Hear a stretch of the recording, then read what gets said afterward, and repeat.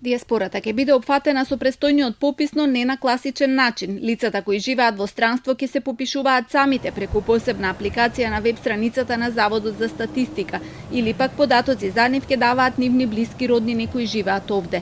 Ова денеска го најави директорот Апостол Симовски, велејќи дека овие лица се вклучени во пописот затоа што во државата никој не го регистрира своето иселување и нема статистика колку наши државјани живеат во странство. Тврди дека методот е целосно безбеден и не треба да се стравува од злоупотреби. Нека не се плаши никој, со оглед на тоа што во овој попис ќе се користи така наречениот комбиниран метод.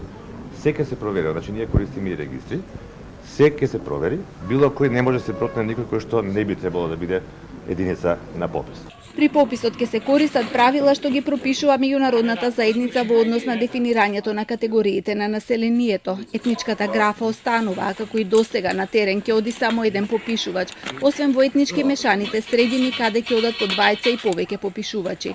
Од владата најавија дека на следната седница ќе го разгледаат законот за попис на населението, за кој има начелен договор да се одржи идната пролет. Последниот успешен попис беше во 2002 година, додека тој во 2011 беше прекинат поради обвинувања за фалсификат.